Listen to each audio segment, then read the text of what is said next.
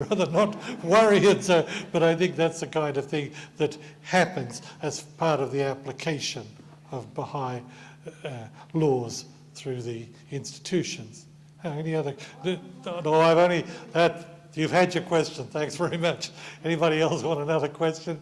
Because I'm not going to get drawn into this. I've been around long enough. Yes. Yes. Vermel, right? Vernice. I knew it was something. Vernice was a person who used to be a source of torment to me when she...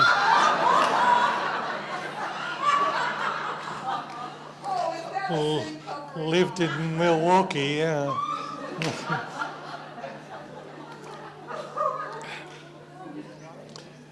In answer to Vernice's question, I recall when I was an auxiliary board member, I was a protection board member for a while, and there was some problem in a place which I feel I can mention without sort of backbiting against the individuals. The place was called Carson City, Nevada. And so the councils consulted with the National Assembly and decided to send me out there from Michigan. I went out to Carson City, Nevada, and dealt with the situation, and that was that. As I was preparing to go for this weekend flight across to Reno, I guess, then down to Carson City, I happened to be in personal conversation with the Secretary of the National Spiritual Assembly, who in those days was Glenford Mitchell. And Glenford said to me, you know, while you're out there in Carson City, although that's not the central point of your mission, try and find out what's happening with the local assembly. I said, what do you mean? He said, we regard that as one of the 10 best local assemblies in the United States. So I was very interested in that. So I went out to Carson City, Nevada, and did what I had to do with a little problem. And then because I was a visiting auxiliary board member, the LSA felt they should meet with me as a courtesy, and so they did. And they said we talked, and I said to them, you know, I got news for you. Mr. Mitchell, the Secretary of the National Assembly, said you were one of the 10 best local assemblies in the US. Tell me what you do. And they all looked at each other blankly and said, we don't know what you're talking about. So I explained it once more, and they said, you know, we're all fairly new Baha'is in Carson City, Nevada, which they were. They were Baha'is for no more than maybe 2 or 3 years at most. So they said, we don't know anything. So what we do, whenever a matter comes up, we have a whole pile of books there, and we look and see what the writings say, and we do that. I said, don't change anything.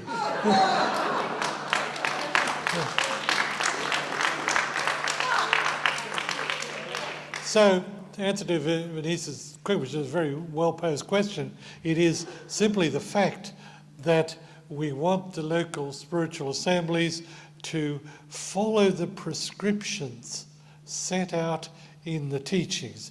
It doesn't mean they have to become hard-hearted.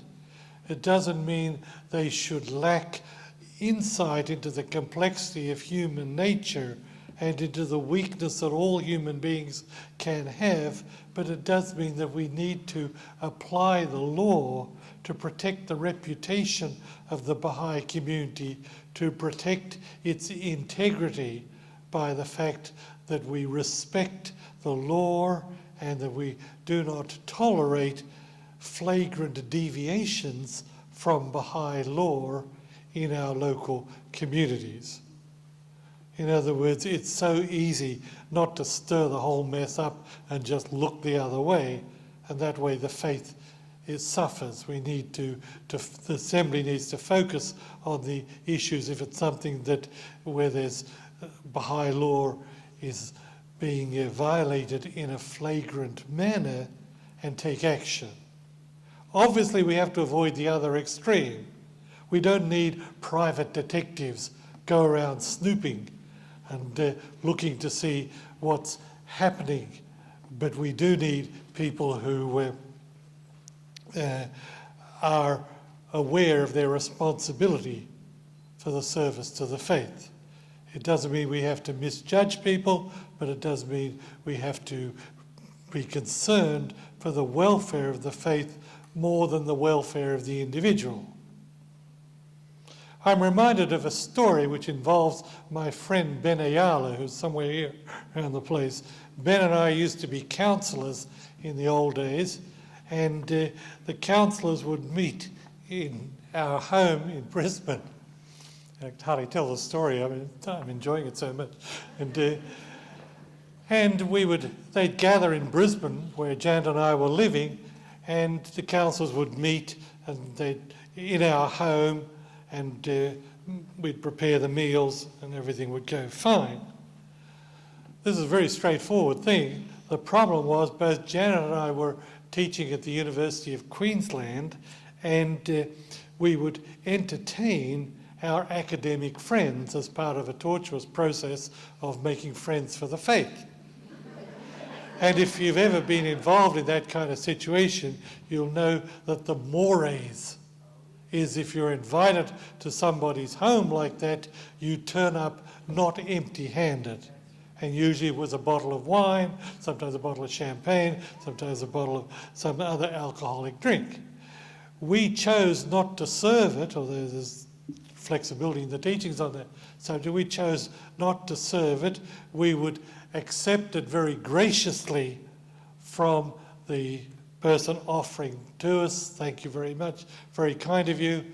We'd stick it in the refrigerator, and then the next day or 2 days later, very discreetly return it to them at the university and say, thank you very much, but as you know, we don't drink, and it's a very generous gift, and so on and so forth. That was the theory. The practice was that after the dinner was over, we were so tired we'd forget to return the thing, and it'd end up in the back of the refrigerator. And any of you who have a refrigerator in your home know that there are all kinds of weird things in the back of the refrigerator. And so the bottle of wine would be there, and usually it was just before a counsellor's meeting. And it's a source of gratification to me that the counsellors would be helping in the kitchen, including Ben and Sohail Alai and all kinds of other people, and they would see this thing there, and they never commented on it. They never said, hey, you're a counsellor, what are you doing with a bottle of wine in the refrigerator, and what's this doing? And I'm sure they noticed a bottle of wine in a refrigerator, you can't help but notice it, even if it's at the back. I later felt that was a measure of the balance in the faith. One doesn't shrink from dealing with problems, but one doesn't become the private detective and go around peering into people's private affairs and deciding about them. What spoiled my story, and of course, and I really still hold this against Ben, wherever he is, around here, and that was that Collis Featherstone came and met with us, and these so-called friends of mine, including Mr. Ayala, made sure the bottle of wine was in the middle of the table when Collis came to meet with us. Yeah. I'll take one more question and then we'll stop. Yes. Yeah, this is a question concerning how does the House of Justice handle a situation where it feels that change is required which conflicts with the scriptures. I have never encountered such a situation. I have encountered situations where we feel that on the basis of the scriptures, it's difficult for us to see how something should occur, but that's always due to deficiency of insight of the individual and not to a deficiency of the scriptures. And that's the way it should be, because the scriptures, the authoritative texts of the faith, are immutable until the coming of the next manifestation.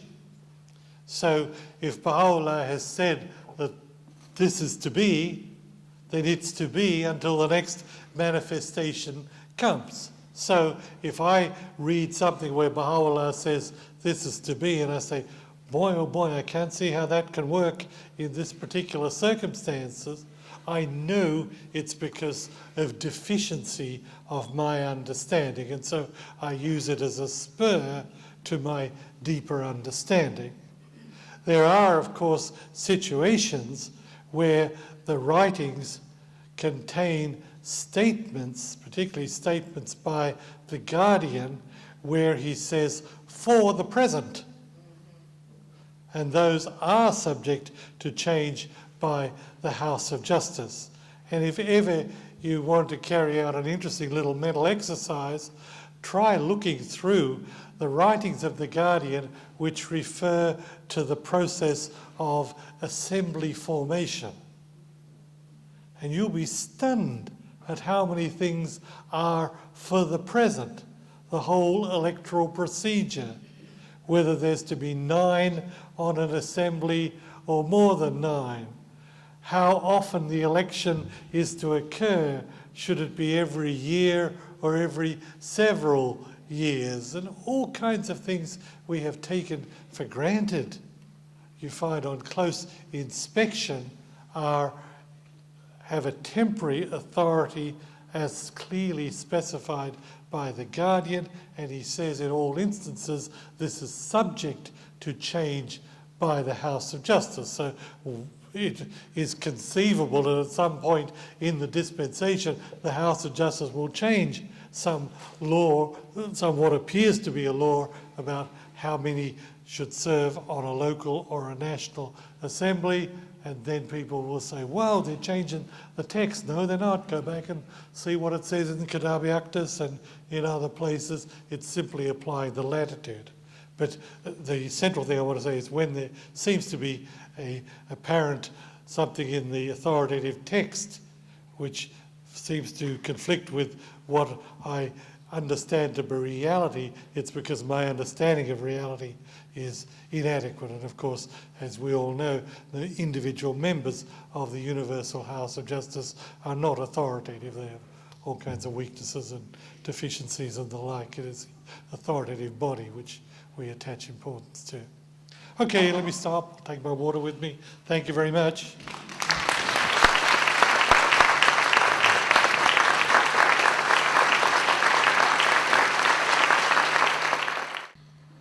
I've been asked to say a few words about Bahir Khanum and the book that I've just written with the title Prophet's Daughter. This has been a labour of love which took me some 2 years to write on evenings and weekends, every free moment I could find. And the thing that I learned about Bahir Khanum was the astounding contribution that she made to the development of the faith. We all know a little bit about her. The fact that she was exiled with Baha'u'llah and the family at the age of 6, that she never returned to Iran, that she passed away at the age of 86. She,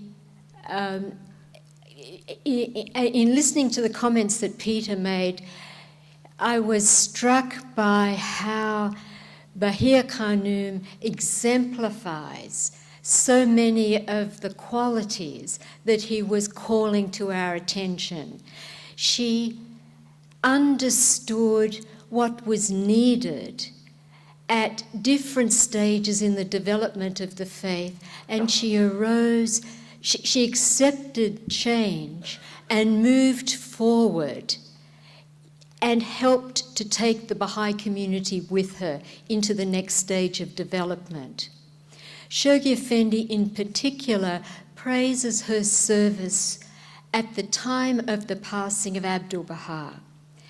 And there was a period from the time of the passing of Abdul Baha when Shoghi Effendi, as the new young guardian, felt it necessary to really prepare himself to take on this heavy responsibility of the guardianship. And for extended periods of time, between 1922 and 1924, he left the Holy Land, and he left the running of the faith, both at home and abroad, to the members of the Holy Family under the headship of the greatest holy leaf. So she had this unique primary responsibility among the members of Abdul Baha's family, And she had this function of heading the faith for extended periods of time for that 3-year period. At this time, she was really the link between the heroic age, the age associated with the manifestation of God, with Abdu'l-Baha, and the formative age, with the beginning of the establishment of the administrative order and the laying of the foundations for the spiritual assemblies. She focused the Baha'i community not only on the new successor to Abdu'l-Baha, on the new guardian, Shoghi Effendi, but beyond that, the Baha'i community was going through a time of crisis and change because the style of leadership was also changing from a charismatic individual, as Abdu'l-Baha was, to this young man who was assisted by this growing body of spiritual assemblies. So not only was there a change in leadership, but also a change in style of leadership.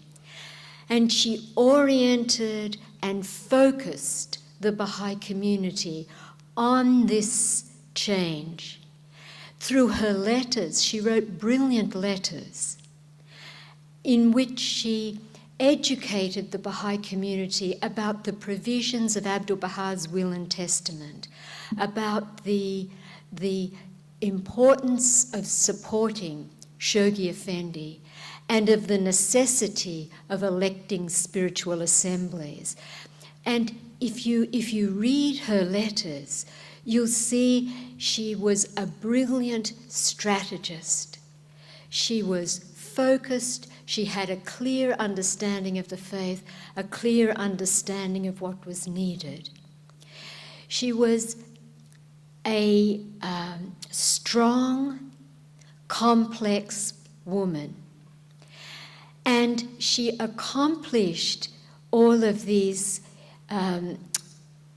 great contributions by rising above the kind of cultural constraints in which she grew up. She was an Eastern woman living in a household where women didn't have contact with men from the outside. And yet, Baha'u'llah himself, according to Shoghi Effendi, withdrew the veil of concealment from his daughter, and he really made her a public figure. In her adolescent years, Baha'u'llah gave her special missions while he was still in Baghdad. He sent her off to do things for the faith. It's not recorded what these missions were. After the passing of Baha'u'llah, she was Abdu'l-Baha's brilliant sister, his main support against the exploits of the covenant breakers. It was she who accompanied Abdu'l-Baha in visiting the government officials in Akka. So progressively through her life, she assumed more and more of a public role. She transcended the limitations of her background, the unfamiliarity of interacting with Westerners, with interacting with men. And she accomplished just amazing things. One of the titles that Shoghi Effendi gave her is the archetype of the people of Baha, the model, like a role model, and not only of women, but of the people of Baha. So she's an inspiration, not only to women, but also to men, because we are all together the people of Baha. This is just a foretaste. I hope you have a chance, some of you, to read the book when it becomes available, and I hope it engenders in your heart a great love for this outstanding heroine of the Baha'i faith, Bahia Khanum.